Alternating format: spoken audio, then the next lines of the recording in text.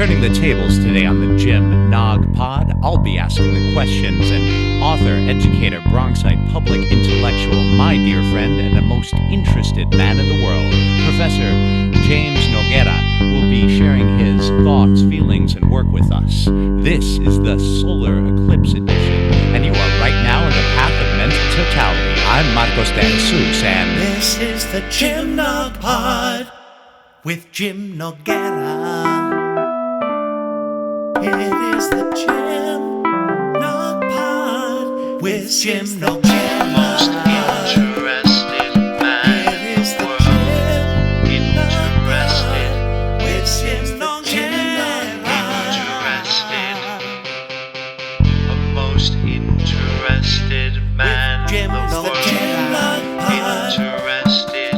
It is the Jim Interested in the world.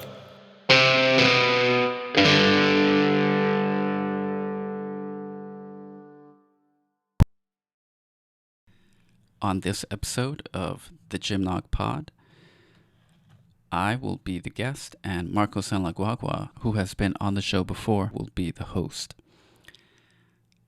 I think this is long overdue. I've wanted to introduce myself to all of you.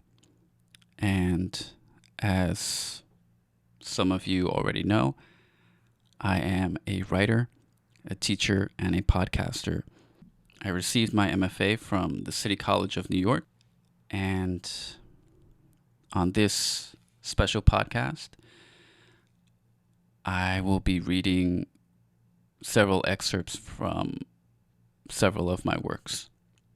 I chose this episode to be my episode because it is episode 007, 007. My name was heavily influenced by the fictional character James Bond. My mom was really enamored and was watching a lot of James Bond films while she was pregnant, and decided to name me James. A small correction to a trivia factoid I gave during the podcast.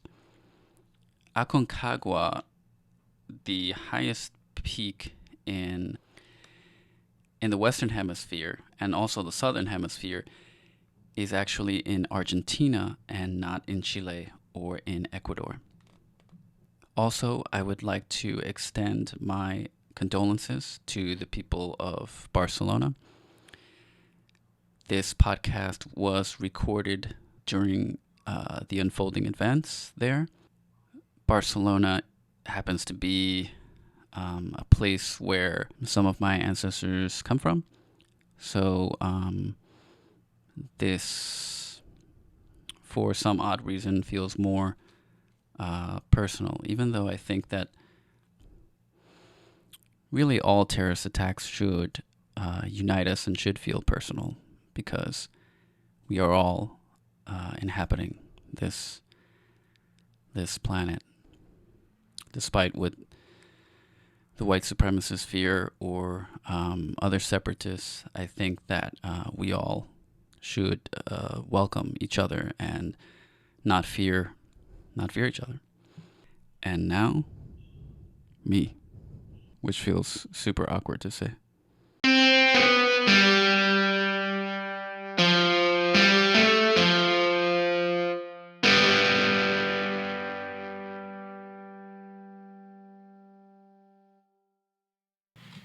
Brother James, Professor Noguera, Jim Nog, what an honor. What a coincidence to find me here at the Jim Nog Pod. At the Jim Nog Pod. Yeah. But today, I want to focus on James Noguera, writer and thinker. And to start out, what do you want the world to know about James Noguera? What's the first thing you'd want to share? Oh man, being a guest is hard. One thing I want to share. Yeah, the first thing you want to share, if people are just meeting you as a writer and as a thinker? I would say, wow, being in the hot seat is pretty difficult. I would say, first off, I would like introduce myself as a writer, a teacher, and a podcaster. And if I had to wrap all those things up in one word, I would say artist. I very much believe in, as Oscar Wilde said, art for art's sake. I think that I don't think I'm the first person to say this, and I might be quoting someone, but the quote that I'm remembering in my head is something like, "Science makes the world possible, or modern life possible. Art makes it worth living." So I believe that. Can I snap for that? Like at a poetry reading? For sure. Yes, that gets snaps. Jim Nogpod community. So what would you want to share about your formative experiences that helped give you this approach, right? It's interesting. It's really interesting that you say artist, because I certainly see you as an artist, but you're also making a practical difference in people's lives, you know, and people who potentially have great things to offer to the world, but don't have as much support as other students. Thinking of your work as an educator, and well, both as a tutor and a professor. So that seems like an interesting, in addition to your writing, in addition to the platform that you've given to other people with the Jim Nog Pod, seems like there is a fusion of form and function, right?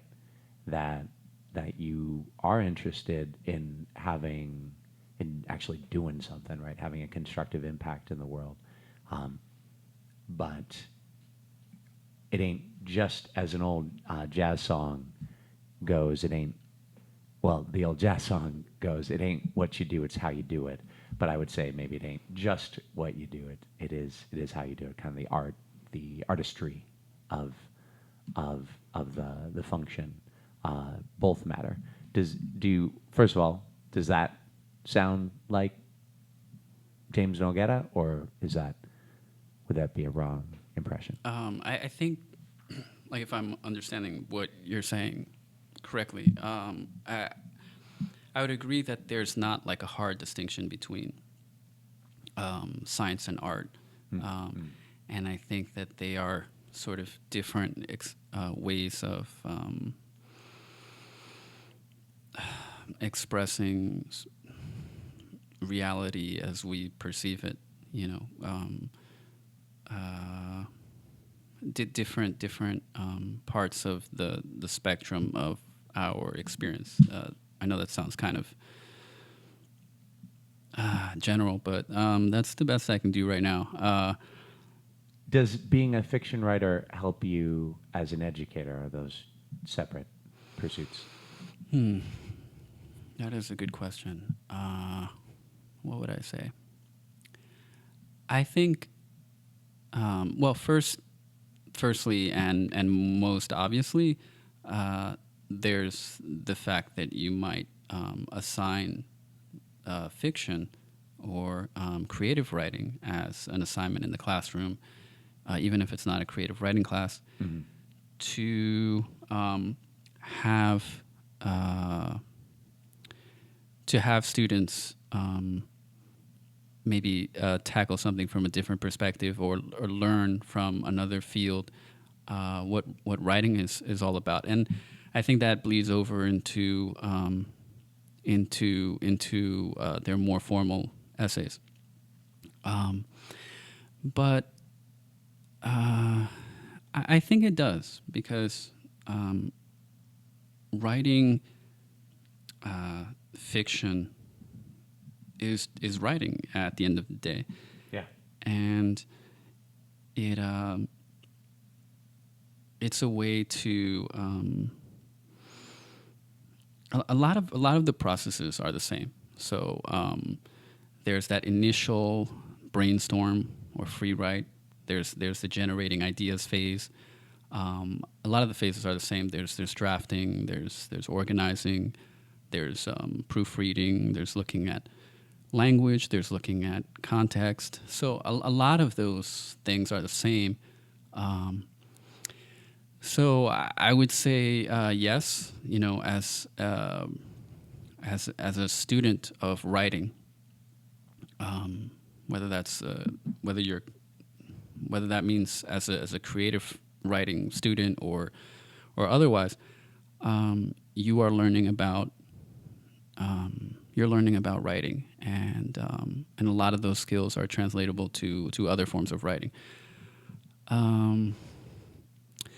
Yeah, I think, you know, anything that you do where you're learning and you become the student inevitably helps you to teach. So I'm pretty sure I could be learning many other things that would help me to educate, as long as I'm learning something, right? Because then I can pay attention to how I'm learning and how I'm being taught and how I'm processing the information. So that would be my answer.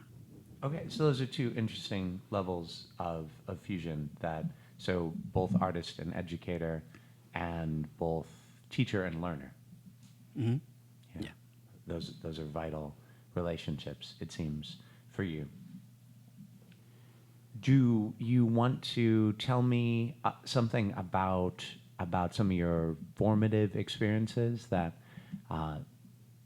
you'd like to share that helped kind of set your course and your values? My formal educational Or your experience. formative experience. It could be in school. It could be with family. It could be in the neighborhood. That helped to form sort of who I am. Yeah. Okay. Something from early life that Yeah. Okay. I understand now. you want to share. Yeah. So I actually wrote about some of these things in a story that I want to read part of. Before we get to that story, because I want to do a certain order, so that's actually story number 3, Okay. or reading number 3. I would just say that my dad had a lot of books, and I didn't have a lot of friends. So that kind of tells you everything right there. Books can be faithful friends. And that was kind of part of the metaphor I was using in the story. Not just that they're friends, but they're an escape from what's going on in your life. And so I remember reading a lot of encyclopedias in particular, and maybe that's why I have such a fascination now with trivia. Like, I love trivia. I love to know Yes. ridiculous stuff Yes. that nobody cares about, like Yeah. opossums have 13 nipples, or you know, that one always sticks out in my head for some reason. Maybe I can give you another fact. I believe the largest or the tallest mountain in the Western Hemisphere is Aconcagua, and I can't remember whether it's Ecuador or Chile. I think it's Ecuador. So Somehow more difficult to remember than the opossum thing. the opossum thing, I just remember. You know why I remember that? Because it's an odd number. Yes. And it's very peculiar. Why 13? I don't. That's weird. You know, where does? And then I always try to picture it. Like, where's that? Is it in the middle? Like the odd one is in the middle, or? Anyway, I've never looked it up, but yeah, I share an appreciation. That's probably one of the things we are connected about. I can talk I don't always have time to talk forever, but I can talk forever with somebody that I have things to learn from, you know? And Same. yeah, I've always felt that in our conversations, that I get to learn things. Should we move on to my first little story? Yeah, I think the world wants to learn about James Noguera, author. And the first story you're going to share, tell us about I'll it. let them know. I'm looking for it right now. I have everything sort of open. Yeah. So this is the first short story I published. It's technically the second story that I wrote, but the first one that I published. This was back in 2000. What does it say? 2012. Even though I wrote it in like 2009, I think. So originally it was called Jim and the Parallel Worlds. Now that I'm using the name Jim for the podcast, Your secret identity is given away. it's a little awkward. So I've been wanting to write a series of short stories with this character in it. So and I wanted to do a play off of the word time. So I think I'm going to call the character Tim. So I'm going to read it as Tim and the Parallel Worlds. If you remember to change it every time you read it. I think I will. Okay. I think I will. So this is pretty short. It should take me about 6 minutes to read. And this story actually has a lot of footnotes. I'm not going to read the footnotes. I'm just going to read the story. The footnotes are there on a suggestion from a coworker, actually Betty. I originally read this to Betty, and she was like, "Wow, this story is really interesting. There's a lot of science behind it that people might not get. Maybe you should write some footnotes." Brilliant.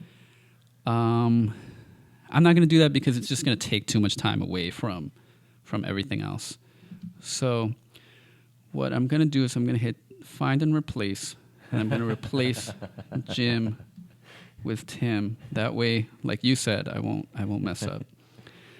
All right, here is Tim in the Parallel Worlds.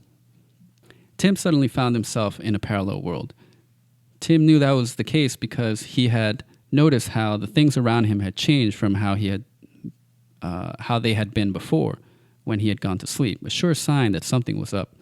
This was not a new circumstance for Tim, having had found himself in many a parallel world before. Tim's mother would often warn the boy about this sort of thing. "Watch where you're going, Timmy," she would shout. Tim never listened, though. But this space-time was different. Tim was fed up and determined never to allow himself to get so lost ever again. Tim was going to keep his eyes open from now on, forever. Suddenly, Tim saw his grandfather. Tim's grandfather looked a lot younger from when Tim had last seen him. Something was up, Tim knew. An urge then fell upon Tim, not of malice, but of a scientific kind of curiosity, to kill his grandfather. Reaching into his pocket, Tim discovered a gun. He tried to use it to shoot his grandfather. Unfortunately, it didn't work. The gun had misfired. Evidently, something was stopping Tim, and Tim felt as if he had lost something from within. Confused, Tim lost interest. Tim decided, or it would seem, to sit down for a while and, despite his better judgment, close his eyes. Sure enough, Tim fell fast asleep. When Tim later woke up, everything had changed again. Suddenly, Tim saw his grandfather once more. This was what the French call déjà vu, but Tim didn't know that because he didn't know French. Recognizing the significance of the moment, Tim pulled out the gun and aimed.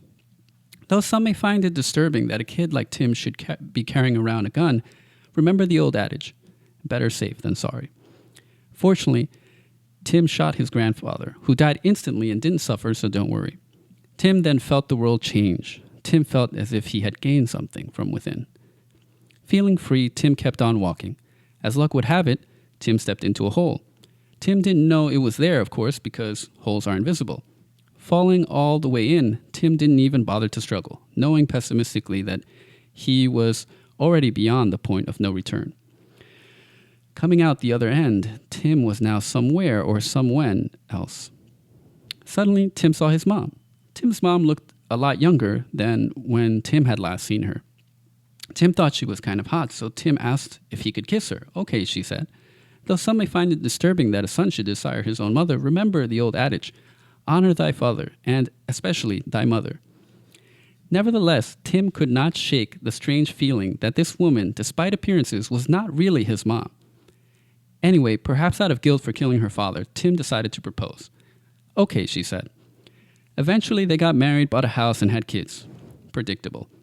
Tim felt pretty awesome. Tim was doing what he wanted, including his mom, without anything stopping him. After several years, Tim got bored of the married life. Who doesn't? And decided to leave his mom/wife and siblings/kids. Tim got into his convertible and drove off, never to see them again. Serendipitously, Tim found the gun in the glove compartment. Tim had forgotten all about the time he had purchased it and put it there after having decided to kill himself because the marriage was driving him crazy. We've all been there, but ultimately decided against it. The gun had collected a lot of dust over the years. Tim put it in his pocket in case he later changed his mind about killing himself. Tim hit the convert button, and the car changed into a starship. Tim wanted to get as far away from everything as possible. Tim was traveling really fast in space, but no matter how fast he went, whenever Tim looked out the window, there was always a beam of light passing him by. Show off, Tim thought. The time away actually helped clear Tim's mind, for he had decided to come back home to his family after all. However, when Tim returned back to the Earth, 1,000,000 years had passed. Intelligent machines now ruled the world, and there were no humans left. Tim looked at his watch. Tim was only gone for a few hours. Tim was pretty bummed out. Tim decided in order to determine how good to... Tim needed people in order to determine how good to feel about himself. Eventually, Tim learned that the intelligent machines had built a time machine. Predictable. The time machine essentially was an immense spinning cylinder in space. So Tim got back into his convertible and orbited it until he got dizzy and passed out. Later, or before, when he came to, Tim realized that the time machine wasn't there anymore. Frustrated, Tim decided to head back to and complain to the intelligent machines that their time machine didn't work. But when Tim got back, though, there were no intelligent machines to be found. Predictable, Tim thought. Then Tim saw people again, many of whom Tim knew he was better than. Tim was pretty stoked. Tim decides to live his life in this here now and change the world. Tim still receives letters from his mom/wife and kids/siblings on occasion. But Tim doesn't write back. Tim was already paying child support and felt that that was enough. Besides, the whole situation had become awkward all of a sudden. This time around, Tim ended up marrying a robot girl, though he didn't know she was a robot at the time. What don't women lie about? Thanks to breakthroughs in nanotechnology and medicine, Tim is able to live forever. Eventually, the end of the world will come. Predictable. It will get very dark and very cold. The cyborgs of the future will decide to build a giant machine. The machine will use powerful lasers that focus all of their beams on a single point of space-time. It will get very hot. This will naturally make Tim very sleepy. And though he knows much better, Tim will take a nap. A window will be opened, and when he awakes, Tim will find himself in a parallel world.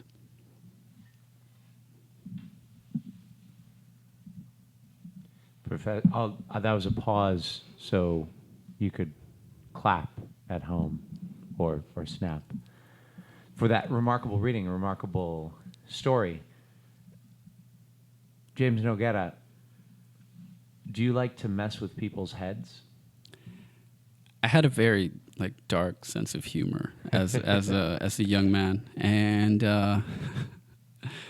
reading it over, it's Well, I thought it was very funny. I should have asked you before you read that. If it was okay to laugh or not. I kind of restrained myself and stood next to the mic because I thought you might want a clean sound in the background. Nah, feel free to laugh. Okay, it is very funny, but it's also it's unsettling, right? And I'm kind of Yeah. when I had the urge to laugh right after that, I felt a little bad about it. What I was laughing at. Yeah. That's part of a lot of my early work. It's kind of pessimistic, and there's a lot of dark humor in there. So, especially in my story, Imitating Life, that will be the third reading that I do. It's pretty dark, and there are some things that I make jokes about that aren't very funny. And I've read that story publicly before, and it's always an interesting moment whenever I get to some of those parts. Whether people will laugh or whether they'll cry, or I don't know what they'll do. That was a very real part of how I used to write. I don't write so much like that anymore. But I think it was important that I wrote like that during those times, because a lot of my earlier work is darker. That brings me into the first collection that I published. It was a series of poems, and it's called "Remember Me Like This." And it was during this sort of dark time, and it's very melodramatic when you consider the poems and the themes that are in there. Essentially, one of the main ideas in the piece is that my life is essentially over, and I'm sort of gone already, and just want to be remembered. The title comes from a Murakami novel, Norwegian Wood, which is one of my favorite novels of all time. And there's a quote that I used as the epigraph for the collection. It's a chapbook. It contains about 18 original poems, and I think it goes something like this. Naoko speaks to Watanabe, and she tells him, I want you always to remember me, that I stood next to you here like this. And I just thought it was such a profound and beautiful idea, especially given the context of the book, because isn't that what we all want, really, is at the end of the day, at the end of life, to be remembered. You're telling me all of this is for nothing. I would like to, or at least that's what reality tells me. I'm not particularly religious, and it's kind of sad. So to be remembered is sort of what many people strive to do.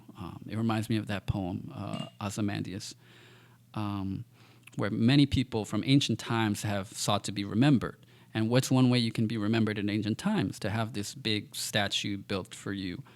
But at the end of the day, you're forgotten. Even if there's a statue made of you, no matter how great you are, you still die. And even great legends are just legends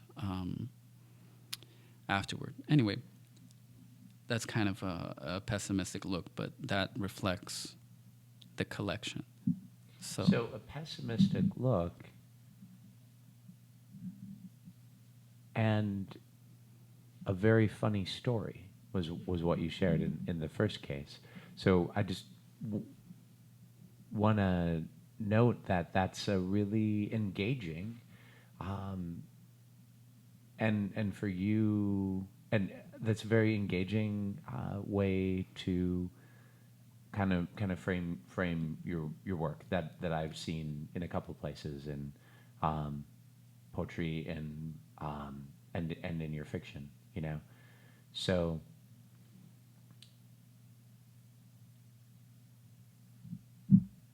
don't undervalue that. You know, some odd. It's certainly. I started with, do you like messing with people's heads? Because I think it's challenging for audiences. But if audiences are willing to delve into the darkness that I think you're objectively observing, you know, you're going to shine some light for them, you know. And that first story could be interpreted as quite hopeful, you know, in many ways. I think that Shakespeare a long time ago figured out that one of the only ways that we can really, as humans, cope with death and tragedy is to mix in a little bit of comedy. Yeah. It's to laugh at some of the dark stuff, because it's just it's one of the few things that we can do, and it's a very human thing to do. So that story and this collection, Remember Me Like This, has that tragicomic view of life. All right. So I would like to read this short poem. It's the title poem, and then we can talk about it. Great. Remember me like this. How my heart bled in Rorschachs, my fingers crept like shadows over keys, snatching lint from clouds, crashing down like pianos. Words once a part of me breathed out into nothing as it began, waiting for something. Take these with you, you'll need them, I did. Let them feed you like my atoms in a sandwich, make you feel warm like blood. I am now a part of you. Remember me in you. If I were listening, I'd probably want to hear that again. No problem. Remember me like this, how my heart bled in Rorschachs, my fingers crept like shadows over keys, snatching lint from clouds, crashing down like pianos. Words once a part of me breathed out into nothing as it began, waiting for something. Take these with you, you'll need them, I did. Let them feed you like my atoms in a sandwich, make you feel warm like blood. I am now a part of you. Remember me in you. This is a poem that I wrote some time ago as a result of a poetry workshop that I took at City, where I got my MFA. I focus on fiction, but I wanted to take a poetry workshop because, that's... I think I began my whole creative writing thing by... Career. Thank you. By writing poetry. I love Edgar Allan Poe. Snaps for Edgar Allan Poe. Right, fellow Bronxite. Amen. I haven't actually visited the cottage, though. That's kind of a sin, I know, for being a Bronxite and being a fan and being, I don't know if I would call myself a poet. I did publish a short Poet, yes. chapbook. So, a lot of my earlier poems didn't have as much specifics. There were a lot of abstractions, and I think one of the problems I struggled with early on was to expose more of myself, to give more of myself. I kind of did it intentionally to keep the reader at a distance, because there were certain aspects of me that I didn't want to share with the reader. And so I think that's why some of my early poems are just short and kind of abstract, but very emotional. So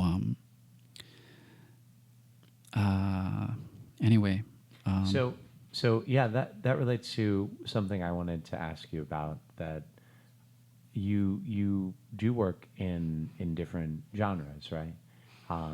That you've written. You write as an educator. You've written nonfiction. You've written stories and you've written poems, and so is that one of the things that's maybe one of the things that poetry offers for you as a distinct genre, that you can have a kind of straight path to emotion? I wouldn't exactly put it like that, because for me, fiction does much of the same thing. But what I would say is poetry allows me to get it out. I need poetry to get it out. Yes. I imagine music works much similarly to you. Absolutely. It's just something that I need to do, and that sometimes the best vehicle for that is poetry. Sometimes it's fiction. It really depends. Raw emotion tends to be poetry, and it tends to be unkempt and just messy. And fiction, for me, tends to be more organized. Sometimes they're concepts or things that I'm trying to work out, and I put them down. I'd like to move on now to my next reading, because we are trying to do this in a timely fashion. I want to read a little bit of Imitating Life. Imitating Life is a short story that I wrote, and I published. Well, I wrote it earlier, but I published it in 2014, and it basically takes my life. And again, this was during a dark time. This was during my MFA. I battled with depression a little bit early on. Me too. And I feel like I'm sort of past that stage, but anyway, this story takes my life up until that point and summarizes it in a kind of a dark, humorous, concise way. So there's basically my whole life up until that point is summarized in a story that's maybe I forget. I think it's like 19 pages or something, which isn't that long considering it's my whole life. And it might be, actually, I think it's 19 double spaced. So it's not that long. I'll be reading about 5 pages. Hopefully this will take about 10 minutes.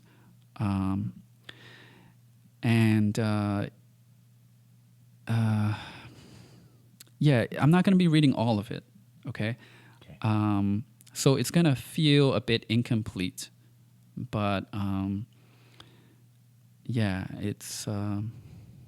as you can probably guess, it's not going to have the happiest ending, but where I do end it, it makes sense. So, all right. Imitating Life. I can hear the other children in the park below, the same as yesterday, as the day before, shouting, playing, having fun.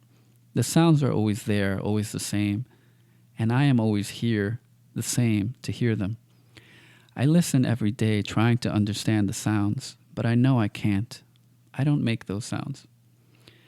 I'm alone in a small room in a small apartment, surrounded mostly by off-white walls. Maybe they're actually white, I can never tell. There are other things, a TV, a bed, a Super Nintendo, game cartridges, a VCR, and a small collection of VHS tapes. In the living room is where Dad's books are. There are a lot of books, encyclopedias, biographies, textbooks, novels. Dad doesn't seem to have any preference. Many of them have pictures which I really like. Abraham Lincoln, the Earth, a volcano. Most are old, some torn. I wonder where he gets them. Dad is in the kitchen as usual, watching the TV set he has there, probably drinking a beer and smoking a cigarette. Mom is out, probably working. My sister is in the other room, also watching TV. I don't have any friends, and the other things in my room don't always work, so I go to the living room and pick up one of the books and sit down. I do this every day during the summer, trading one book for another, searching for something. But I can still hear them in the park below. There are no other sounds when I read, nothing except the inevitable turning of a page. I've always felt different. It was just physical at first, having a separate body, my own brain, but it developed into something more. I began life speaking the wrong language, Spanish, when everyone else except Mom and Dad spoke English. Mom came here to America in a plane in her 20s from half an island called the Dominican Republic. She met Dad, a poor Puerto Rican with 4 kids by 2 women, and married him. To Mom's credit, though, she did try to leave Dad once. She went to DR with my sister and me without telling him. He was pretty upset. He wrecked Aunt's house where we were living in Washington Heights in a drunken rage. We later found out. Good thing Mom had found a new place to live. We left Manhattan for the Bronx when I was 8, which was a good move because it took a while for Dad to find us. Then one night he came knocking on the door. Mom didn't look through the peephole. I was right next to her when she opened. She spoke with him with the door ajar. He put his foot in the crack. I thought maybe he had a gun or a knife. Maybe he did. Luckily, though, Mom let him in and we became a family again. Dad wasn't so good at being a dad. I wouldn't have minded it so much if he hadn't made it his mission to make my life worse. He never let a day go by without verbally insulting me, and he'd beat me whenever he was angry with me. I don't know why he always had it out for me, but one good thing about him was that he had a lot of books. Mom, on the other hand, raised my sister and me the best she could. Unfortunately, the best she could was the boogie down Bronx. I grew up around poverty and crime, broken concrete and graffiti, blacks and Hispanics, rap and merengue. This made me realize 2 important things growing up. 1, I was Hispanic. Why else did I speak Spanish? Why else was I living in the ghetto? Why else were my parents poor and foreign? And 2, I was not Hispanic. Why else was I so pale, my nose so long, my hair so straight? Other kids looked at me and knew I was different. I had no choice but to agree. Mom tried to provide me with a Dominican identity by taking me to DR every summer. But despite the trips, I never felt very Dominican. I felt more Dominican than Puerto Rican, yes. I'd never been to PR or met any of Dad's family. But I felt more American than Dominican, and I didn't feel very American, except when in DR. There, I couldn't help but feel like anything other than the fluent English-speaking, afraid of insects, afraid of the sun, non-donkey riding, non-swimming American I was. In DR, or the Bronx, I was always the stand-in for white people. I didn't even know what white people were really like. As far as I knew, all the white people in the city lived in downtown Manhattan. I only saw them on TV or in school as teachers, but I never knew them to exist outside in the real world. Did they just disappear after they had served their purpose? Going to public school in the Bronx didn't make things any easier. At PS 26, few kids would talk to me. I couldn't blame them. I was shy or, as anybody else knew, mute. I definitely didn't talk to any girls. I was talked to by girls occasionally, though often by mistake. My bully seemed like the only one that would talk to me. I was, according to him, a rock and roll star. He would yank on my long locks as he teased me. In third grade, I met Naeem, my first friend and best friend. We used to play Super Nintendo at my house every day after school, but at 12, he left to live with his mom in Africa since his parents were divorced. I had met a boy named Xavier in the 5th grade. Now, with Naeem gone, X and I became close. We would talk on the phone for hours after school. Dad would get upset at my phone usage and call X my girlfriend. X was, much to my luck, fat and tall. Being one of the bigger kids, more than anything else, made him cool, which made me cool, too, sort of. I just had to make sure the other kids saw us hanging out together. X introduced me to 3 things that had a big impact on me growing up: hockey, pro wrestling, and heavy metal. I have X to thank for much of my present manliness. I don't know what first got me hooked on hockey other than that it was different. I would pretend to be Canadian so other people might understand the hobby. X and I would play or try to in our rollerblades in the park near my house. Nobody ever knew what sport we were playing, and judging by the way we played, neither did we. We even had a fake hockey team, the Bronx Icebergs, and made t-shirts. But nobody ever showed up to practice. I never seriously entertained the idea of becoming a pro hockey player, though. I just wanted to be Steve Yzerman, captain of the Detroit Red Wings. Next came the glittering, bleeding world of professional wrestling. X was obsessed with pro wrestling, especially with the wrestling group, the NWO, or New World Order. So was the whole school. This was during pro wrestling's heyday in the mid-90s, before we all found out that it was fake. In school, you were either in the NWO or you were picked on. I knew X, who was in the NWO, so I guess I was in it too, but I got picked on anyway. I wouldn't let that deter me, though. Inside, I knew I wanted to become a pro wrestler. Heavy metal, on the other hand, was an acquired taste. The screams of Sepultura just didn't do it for me at first. I couldn't understand how X enjoyed that kind of music. Then I heard Metallica, the marijuana of heavy metal, for the first time, and I got addicted. There was no turning back, I knew. As far as most people in the Bronx were concerned, this was devil music. X only got away with that stuff at school because of his size. I had to hide. But before I left PS26, the school became MS330. That meant 3 more years in the same school before having to go to high school and, eventually, growing up. 3 more years of the safety of X as my friend. But come the 6th grade, X and I had different classes. I suppose it was inevitable. I did the best I could, which is to say I didn't talk to anyone. I did the same in the 7th grade. But in the 8th grade, something unexpected happened.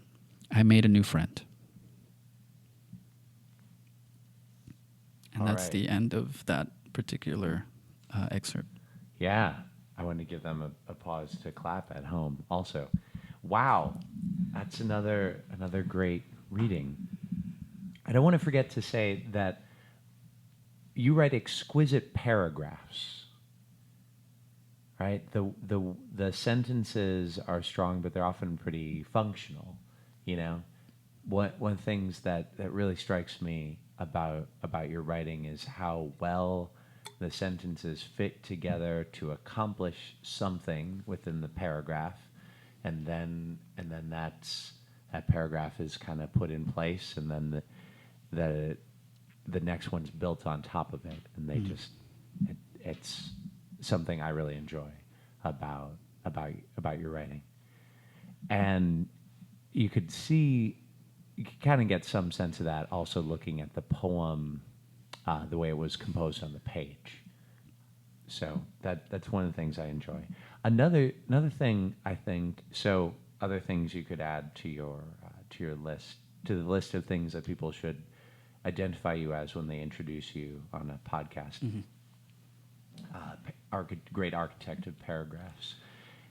And I like that. yeah, that's you, man. And the other one I would add is humorist. You're funny in a way that isn't about letting up seriousness, you know? Yes. That's one of the things that I kind of think I associate with humorists rather than comedians per se, where the priority is the laugh, right? Yes.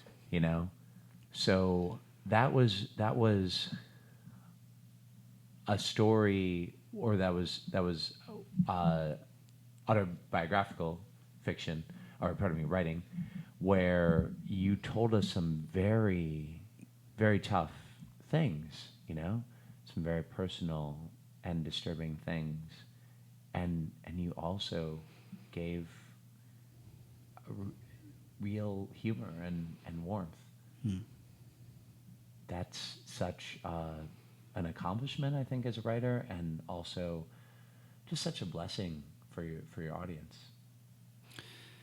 Thank you. I think that's probably the best short story that I have, Imitating Life. So if you're going to read one of my works, read that one. So I'm paying attention to the time. We'll move on to my novella that I published.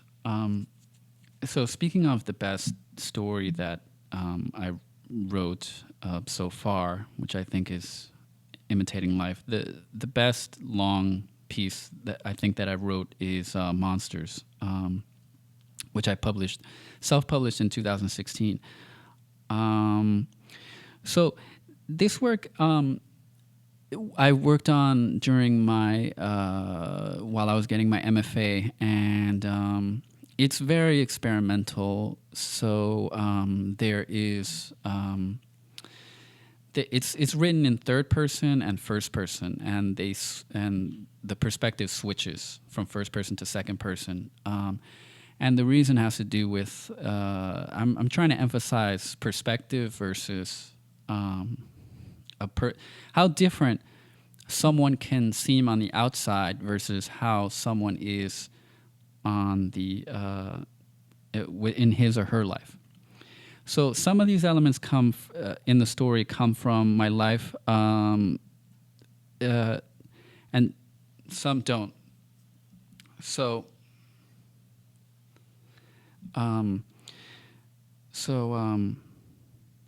anyway, I like to read a small section of it. It has to do with a main character, Jonah. It was originally called Jonah the Notorious. I got the inspiration of the title from Thomas Hardy's novel, Jude the Obscure, because it's a very dark tale about a person's life, and this is similar in that sense. The main character, you can decide for yourself, is either mentally unstable, or there's a conspiracy against her. So this is the prologue for Monsters. This is how the novella begins. I don't know how it began. All I know is smoke. I'm walking in the street somewhere in the middle of Manhattan in the middle of the day, the sun washing everything in yellow awareness. I search for subway stations but can't find any. Want to hide. Yet no one is looking. People walk and talk, almost normal. Only I don't trust normal. I've almost forgotten normal. I almost don't want normal. But plumes of smoke erupting somewhere in crowds bring me back. I cross the street. They leer at me as I pass, craving my eyes, anything from me. They get the top of my head, then my back. Someone ahead, one side to me, the other to obscurity. Luckily, where there's fire, there's smoke. I cross again. They're ready for me now, garrisoning spots along the street. Their street. I just tread on it. I think about hiding inside a building or shop, but why? They'd just be there when I come out. They're always there when I come out. I cross again and again, evading the coughing clouds, the smoke-choked blocks.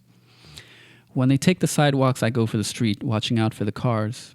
Wonder which is better. I have to keep walking. All I want to do is breathe. Only I'm underwater. I know because I can see the blue ceiling, the sun glistening, though distorted. I don't know how I got myself here, but it seems to make sense. Perhaps I wouldn't mind so much if I didn't have to breathe, but as I do, I have to go for the surface. It's my only thought. I tried to swim up, yet I'm weighed down by something. I can only get so close. I make efforts for the surface, but it's always just out of reach. My body hungers for breath. I can only make one more attempt. I thrust an underwater jump toward the surface. I get close, inches away, but away still. I inhale water. It's an odd, discomforting feeling. Still, I'm not dead. Though I'm not sure I'm supposed to be able to breathe underwater or not, the breaths are shallow and inconsistent. Yet I keep breathing, keep striving for the surface. Swimming. I hide inside to protect myself. I'm inside a building I've known since childhood where my earliest memories were formed. Familiar ground, a small advantage over them. I've come back, though not as I was. I wonder if I did something wrong or if something wrong happened to me. I wait inside the first floor lobby, hoping I've done enough to lose them. It isn't long before I find out a smoker inside the building. They're usually not so blatant. The narrow white halls force me to walk past him to get to the other side. He throws his cigarette ahead of me as I pass. Around the corner, there's another smoker. He, too, jettisons his cigarette at me. I go for the stairs, but there, another smoker. This is going to be a bad day. I'm thinking about fleeing the building, hiding somewhere else when I hear them outside. The monotone of a megaphone telling me to get out. Everything in me resists. I race to the back of the building where there's a door that leads into an alley. But as I make it out and move toward the street, I can hear their radios approaching. I turn around and run back inside. The building looks like it's on fire now with all the smoke. Whatever advantage I had, now incinerated. I bury my mouth and nose in my shirt, yet the smoke bleeds through. I stand there inhaling their hate.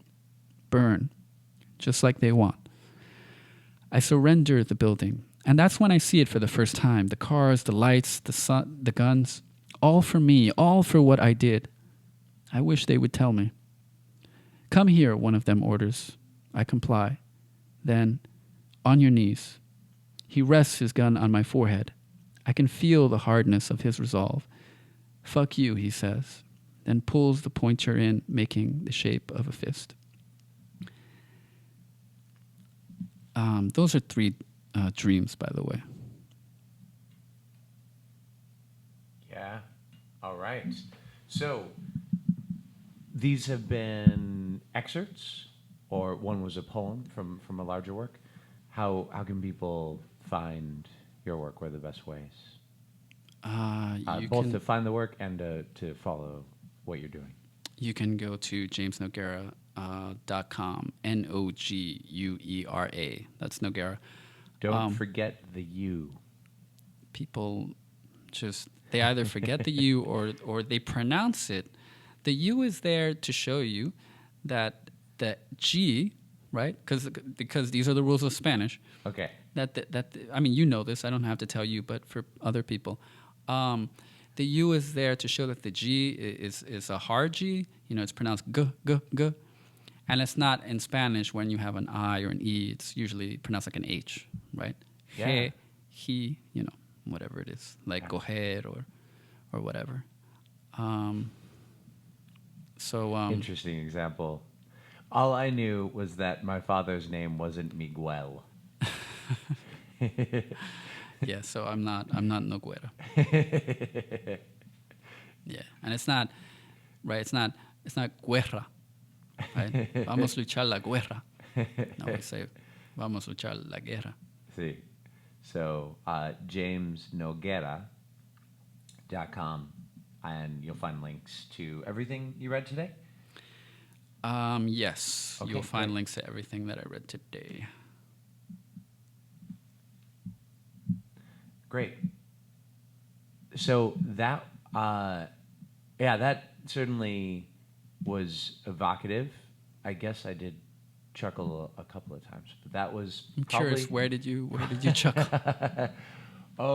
I think one of the main places I find humor in your work is just that you're so... You're bringing me as a reader, as a listener, into a different point of view, and I just and that point of view is so clear and so interesting.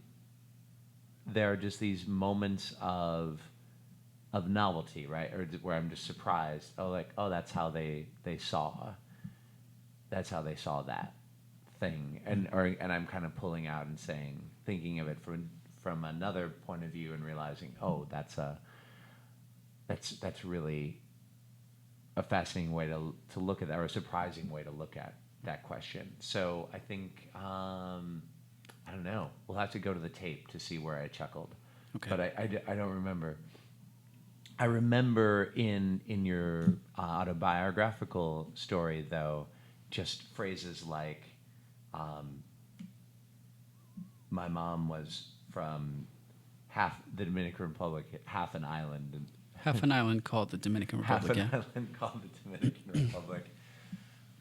Wow, there's and that was funny to me. And again, it's humor, right? Because it's not just about a laugh. It's about this serious and charged and deeply conflicted thing in the present between Haiti and the Dominican Republic, and I never, but you've got a new point of view on it that at once gives us a critical insight and also just kind of lifts some of the burden of and that's what's why, happening, right? Yeah, of the reality. So lifting some of the burden of harsh realities that you're also helping the reader process, and just that's another tremendous blessing. I think of what that's the writing offers. I think that's pretty accurate. Yeah, and the novella, I did like 9 drafts, and I started it during my MFA experience. So it's experimental. It's very difficult because it was my first novel, and I will write more in the future. I think now I just want to share this. This is basically a song that I wrote or that I made very simply using some tools that are available on through GarageBand, and I wasn't sure what to do with it. I can be like Dead Mouse, but without the talent. Have you heard of Dead Mouse? My producer, best friend, Dash, he loves Dead Mouse. Yeah. Okay. So this is like basically like Dead Mouse without the talent. So I wanted to share it just to have people, because I'm not sure what to do with it, and I just I want to see people's reaction. So it's a short 3-minute song. All right. So here it is. New creative expression from Jim Noguera.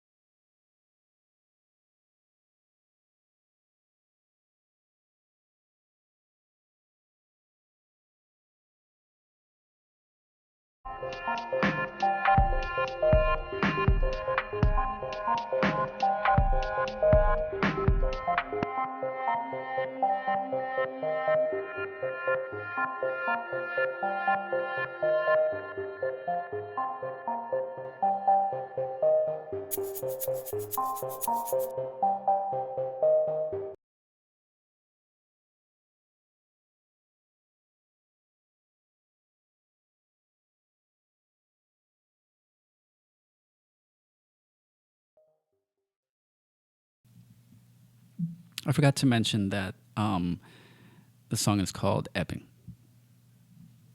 It's totally called Ebbing. And part of the reason for the song, like why I made it, is because I need like instrumental music to listen to when I write. Like this is the type of music that I listen to when I write. For example, I purchased the Inception soundtrack just to listen to while I write. Like it really helps to. Sometimes I want absolute silence, but this is the type of music that I like to listen to when I write. So if people like it, I can just make a small album of songs like that that people can write to or do many things to. It's up to you. All right. Fuel for Writers from James Noguera. This has been, I'm Marcos de Jesus. This has been my conversation with author, educator, Bronxite, music maker, public intellectual, architect of paragraphs. Architect of exquisite paragraphs. Which I might use as my Twitter description. Humorist and my dear friend. And you can find more about him on jamesnoguera.com. You can find more about me at marcoslaguagua.com. And I love a couple of lines from your bio that you put at the end of your Storybook of Man. James Noguera is. He also has an MFA. He lives in the Bronx, and he is okay with that. Don't worry.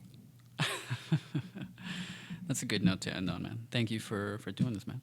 What a blessing. What a blessing. James Noguera, one of my top 10 reasons why I'm proud to live in the Bronx. Let's see our X's. Peace out. Peace, everybody. Next time on the Jim Nog Pod, not exactly sure who's going to be on the podcast next time exactly.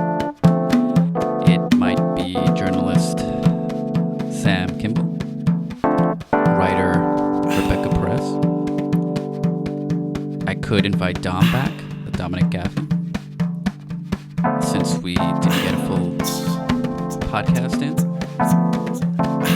And I'm also looking forward to having a few 3-person podcasts. I already have several ideas. Also, I hope that Marcos la Guagua returns to discuss his new album.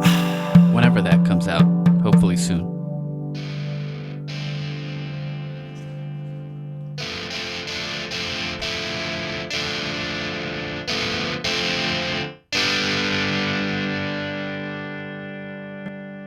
Music for Jim Nog Pod by Marcos la Guagua. marcoslaguagua.com. Guagua is spelled Guagua. Art by Seco1844 at Seco1844 on Instagram. Seco is Seko. My website, which contains news and updates, bios, social media links, contact info, a bibliography, a blog, and a podcast page, is jamesnoguera.com. Noguera is Noguera.